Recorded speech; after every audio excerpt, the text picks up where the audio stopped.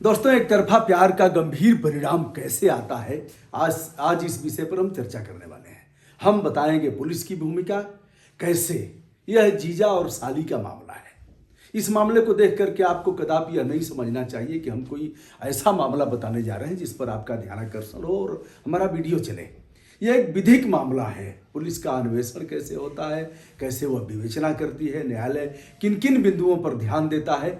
एक ऐसा मामला जिसमें आरोपी है जीजा और साली जो बीटीसी की छात्रा है, अंतिम वर्ष की छात्रा है, काफ़ी तेज तर्रार छात्रा थी। उसको जीजा कैसे ले जाता है, घुमाता है और अंत में उसकी हत्या कर देता है। सांघातिक चोट आते हैं गर्दन पर और सिर पर। पुलिस किस तरह से अन्वेषण करके इस मामले को खोजती है और इसका विचारण होता है, अंत में न्यायालय फैसला क्या देता है। यह कुल मिलाकर के 2 साल का केस है और फैसला भी आ गया है। विषय काफी गंभीर है। आज हम जो चर्चा करने जा रहे हैं, एक तरफा प्यार के भयंकर परिणाम के बारे में। इसमें हम पीड़ित पक्ष को दिखाएंगे, आरोपी को दिखाएंगे, पुलिस की भूमिका को दिखाएंगे और न्यायालय को भी हम दिखाएंगे कि न्यायाधीश किस प्रकार इस मामले में फैसला देते हैं। दोस्तों, घटना है, यह है आलिशा इरफान उस लड़की का नाम है जो बीटीसी की छात्रा है। मामला है गाजीपुर का। यह 1 नवंबर 2019 को अपने घर से निकलती है सुबह, यह कहते हुए कि हम जा रहे हैं विद्यालय पर, कोई फार्म जमा करना है, हम फार्म जमा करके आ जाएंगे।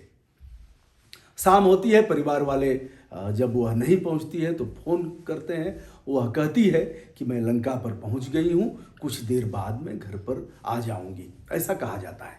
उसके बाद भी जब पता नहीं लगता है तो घर वाले खोजते हैं, रिश्ते नाते यहाँ वहाँ फ़ोन करते हैं और सुबह जाते हैं थाना कोतवाली पर गुमशुदगी का मामला दर्ज कराने।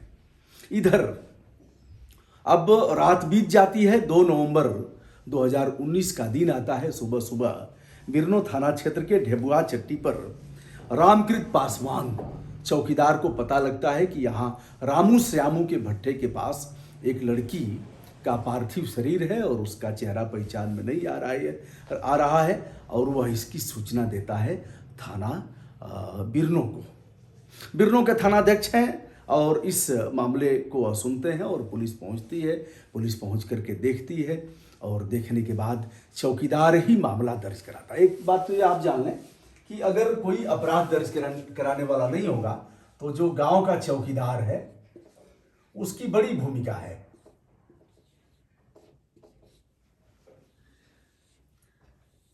अब वादी मुकदमा कौन है?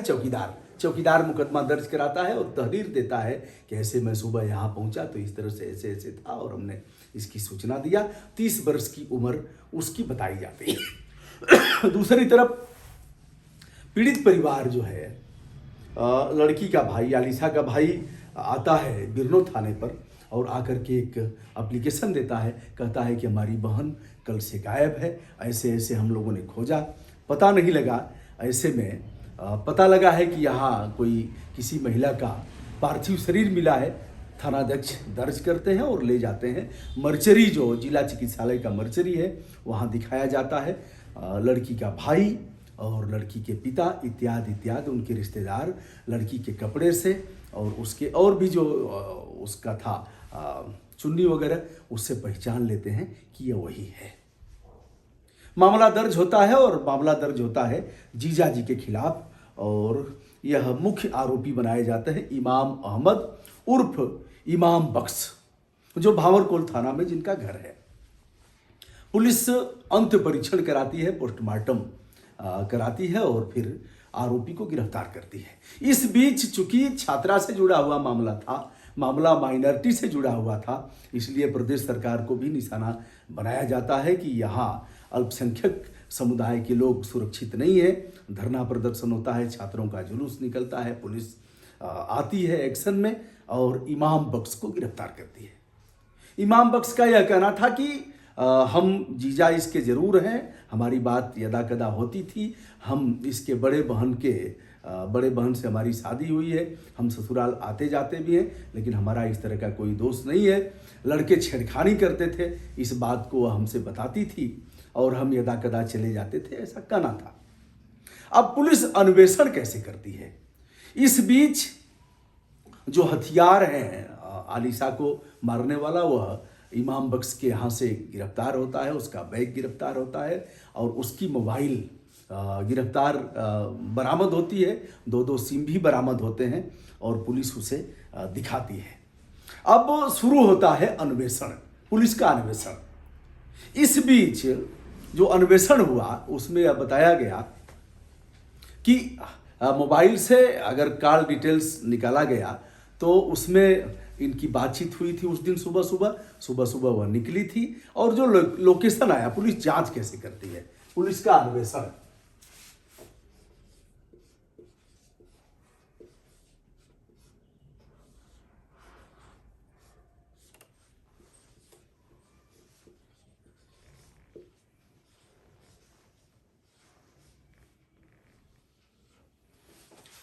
चूंकि जो विद्यालय है वह बिरनो जंगीपुर नहीं वह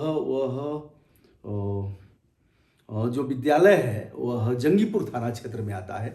अब विद्यालय गाजीपुर से लेकर के और दोनों का लोकेशन, दोनों की मोबाइल ट्रेस की गई, सीडीआर निकाला गया तो उसमें पाया गया कि दोनों के मोबाइल का एक साथ लोकेशन मिल रहा है दोनों का लोकेशन मिला गाजीपुर के बाद जंगीपुर के बाद बिरनो के बाद दुल्लापुर के बाद आजमगढ़ और आजमगढ़ का सरहदी जनपद है अंबेडकर नगर किसी दरगाह पर लोग गए हैं और फिर लोकेशन साथ दोनों की मोबाइल का एक साथ दिखा रहा है। ढेबुआ जो बिरनो थाना क्षेत्र का गांव है, रामू सामू का भट्ठा है, वहां तक लड़की का लोकेशन दिखाई दिया और जीजा जी का भी लोकेशन दिखाई दिया और इमाम बख्श का। अब भट्ठे पर वाद विवाद कुछ हुआ होगा और वहीं धारदार हथियार से, चापड़ जिसे कहा जाता है, चापड़ से उसकी हत्या हो जाती है। यहाँ 11 चोटें हैं, यहाँ 13 चोटें हैं। इस प्रकार कुछ सांघातिक चोट दिखाई जाती है जिससे कि उसका हत्या होना बताया जाता है। यह चापड़ भी इमाम बख्श के पास से गिरफ्तार हुआ और भी कुछ चीज़ें गिरफ्तार हुई, मोबाइल भी गिरफ्तार हुआ। पुलिस ने जो अन्वेषण किया उसमें यह बताया गया कि जंगीपुर का जब लोकेशन लिया गया और सीसी फुटेज का संज्ञान लिया गया, कुछ दुकान पर से लिया गया, तो यह दिखाया गया कि एक लड़की पीछे मोटरसाइकिल पर बैठी हुई है और एक लड़का लेके जा रहा है। इस रंग की मोटरसाइकिल है या कपड़े पहने हैं, ऐसे मामला जाता है पहले मुख्य न्यायिक दंडाधिकारी के यहाँ। इस बीच जो अन्वेषण करता है और जो वहाँ के थानाध्यक्ष हैं, संजोग से वह भी मुसलमान हैं और वह विवेचना करते हैं। इनके पिता हैं सैयद अब्दुल इरफान और उनके भाई हैं, लड़की के भाई हैं, सबका बयान होता है। कुल मिलाकर के 10 बयान देने वाले लोग हैं जिसमें कई एक को पक्षद्रोही कह दिया गया। पक्षद्रोही एक शब्द आता है, पक्षद्रोही।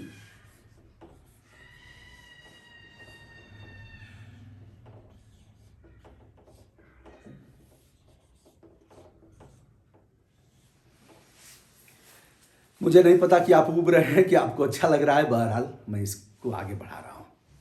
तो पुलिस ने इसका अन्वेषण किया और गवाह, पहले तो परिवार के लोगों ने कहा कि यही हमारी लड़की है और यही उसके कपड़े हैं और कई चीज़ों से उन लोगों ने पहचान किया।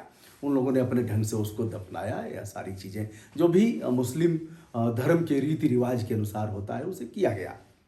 अब मामला आता है, मामला जैसा कि मैंने बताया 2 नवंबर 2019 को यह अपराध दर्ज हुआ। 1 नवंबर 2019 को यह गायब हुई। पुलिस जल्दी ही इसमें आरोप पत्र दाखिल करती है। यदि मामला झूठा होता है तो फाइनल रिपोर्ट लगती है और मामला सत्य होता है तो इसमें आरोप पत्र दाखिल होता है। आरोप पत्र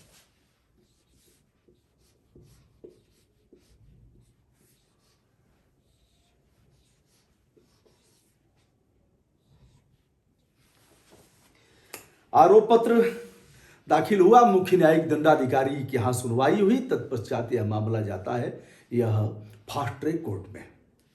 जो अपर सत्र न्यायाधीश हैं फास्ट ट्रैक कोर्ट के एचजीएस हैं उच्चतर न्यायिक सेवा के अधिकारी दुर्गेश जी के यहाँ मामला जाता है। उन्होंने तत्परता से इसकी सुनवाई की। अब बड़ा जज के सामने दिक्कत क्या आती है?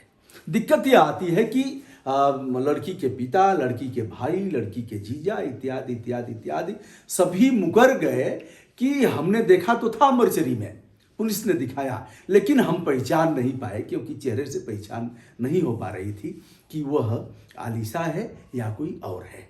ऐसे मामले में जब परिवार के लोग ही पक्षद्रोही हो जाएं, अपनी गवाही से मुकर जाएं, तो न्यायालय के सामने बड़ा संकट होता है। न्यायालय कहेगा कि यह साक्ष्य के अभाव में इन्हें बरी किया जाता है। एक तो यह मामला है। अब जज के सामने जो मामले आए थे उसको हम बता रहे हैं। जज के सामने पहला मामला यह था कि हत्या किसकी हुई।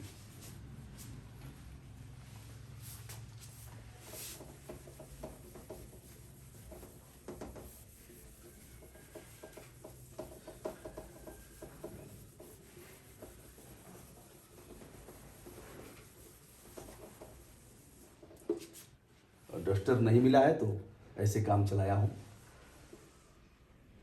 बिंदु नंबर 1,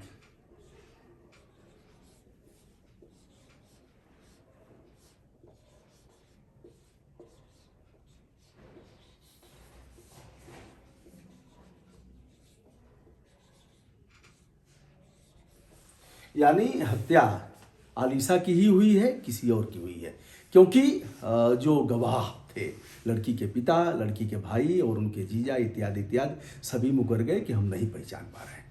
दूसरा मामला, हत्या कहाँ हुई।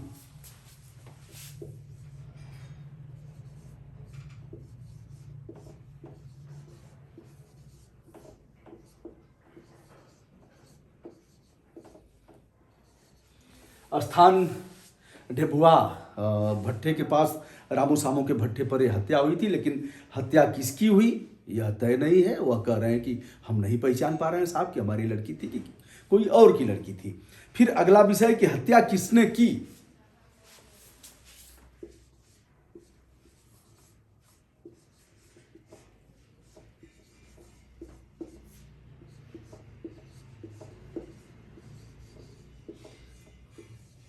आरोपी इमाम बख्श कह रहा है कि साहब, उसके अधिवक्ता ने कहा कि साहब मोटरसाइकिल से तो तमाम लोग आते जाते हैं, लाखों हजारों लोग आते जाते हैं, कोई जरूरी है कि यही था।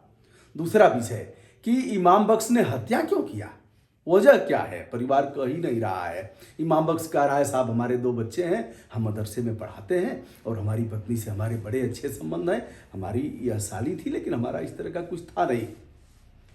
अब अगला विषय आता है हत्या कैसे हुई।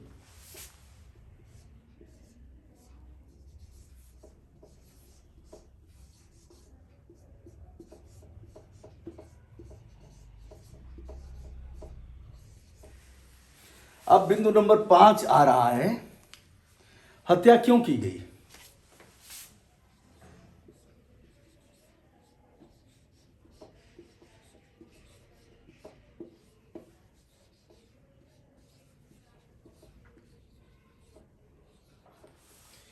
इन 5 बिंदुओं पर जज साहब को संज्ञान लेना था। सभी मुकर गए। एक लाइन में लिख देना था सब कुछ लिखते हुए कि जो साक्ष्य के अभाव में जो आरोपी है उसे दोष मुक्त करार दिया जाता है। अब जज साहबान ने इस पर पूरा संज्ञान लिया और जो धाराएं लगी थी, एक तो हत्या का मुकदमा है 302 और दूसरा मुकदमा है जिसका उल्लेख मैं करूंगा 201 भारतीय दंड संहिता की धारा 201 के तहत मुकदमा हुआ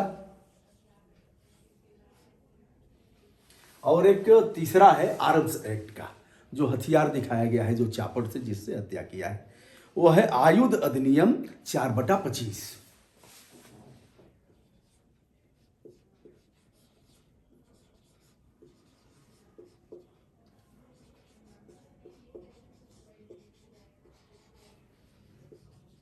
की धारा 4/25।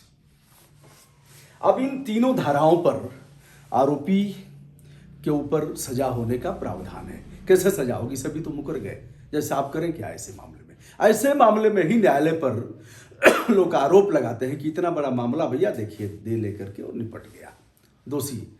और अगर वह दोषी होता है इमाम बख्श, निर्दोष करार दिया जाता है, तो फिर समाज से न्याय व्यवस्था, समाज का विश्वास उठेगा न्याय व्यवस्था से। ऐसे में विद्वान जज ने जो विचार किया उसके बारे में मैं बताता हूं, जो मैंने फैसला देखा है। यह हुआ कि जो गवाह थे, यानी उसके पिता, भाई, जीजा इत्यादि इत्यादि, एक तो इसलिए वह मुकर गए और उन लोगों ने संदेह का लाभ दिया कि एक तो हमारे बड़ी लड़की की शादी हुई है इमाम बख्श से, छोटी लड़की तो हमारी चली गई, अब तो वह नहीं आएगी लौट के। दूसरा विषय, यदि इसको सजा होती है हमारे दामाद को, तो हमारे जो 2 बच्चे हैं नाबालिग, वह कैसे उनका पालन पोषण होगा, और हमारी जो बेटी है जिससे शादी उसकी हुई है वह कहाँ जाएगी, उसका भरण पोषण और जीविका कैसे चलेगी। इसलिए जो हुआ सो हुआ। अब हम इसमें कुछ नहीं करेंगे, इसलिए वकील साहब लोगों ने समझाया बुझाया होगा और ऐसे करके सभी मुकर गए। इसलिए पक्षद्रोही उन्हें करार देते हुए जज साहब ने कौन सा फैसला दिया, जानना चाहेंगे? बड़ा मज़ेदार है। और कोई प्रतिकर नहीं दिया गया, क्योंकि पीड़ित परिवार को प्रतिकर भी दिया जाता, जो दंड प्रक्रिया संहिता की धारा 357 के तहत प्रतिकर देने का प्रावधान है, उसमें नहीं दिया गया। क्योंकि इन लोगों ने पहचान में संदेह प्रकट किया है, जो न्यायिक स्तर से ठीक नहीं है, और सजायाबी वारंट बना करके जनपद कारागार में भेज दिया गया। किसको? इमाम बख्श को, जीजा साहब को भेज दिया गया, और सजा क्या दी गई? आजीवन कारावास। आजीवन कारावास की सजा विद्वान न्यायाधीश दुर्गेश जी की अदालत ने दिया, और अर्थदंड भी दिया गया है उसमें। और इसमें पहले में जो 302 की सजा हुई है उसमें अर्थदंड दिया गया है 4 लाख रुपए। जो दूसरा है भारतीय दंड संहिता की धारा 201 है, उसमें अर्थदंड दिया गया है 1 लाख रुपए।